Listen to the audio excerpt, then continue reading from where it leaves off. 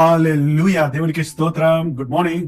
ప్రార్థన అసాధ్యమైన కార్యాలు, అసాధారణమైన కార్యాలు జరిగించబడుతుంది. సంఘం ప్రార్థిస్తే, నా పేరు పెట్టబడిన నా ప్రజలు తమ తాము తగ్గించుకొని నన్ను వెదకి తమ చెడు మార్గంలో విడిచి ప్రార్థన చేస్తే నేను వారి పాపాలు క్షమిస్తాను, వారి దేశాన్ని స్వస్థపరుస్తాను ప్రభు చెప్తున్నాడు.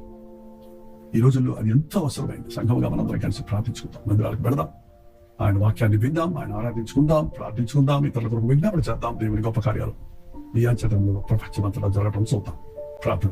పరిశుద్ధ ప్రేమ గల తండ్రి, ఎక్కడెక్కడి నుంచి నీ బిడ్డలు వీక్షిస్తున్నారు, ఆత్మతో సత్యముతో ఆరాధించడం,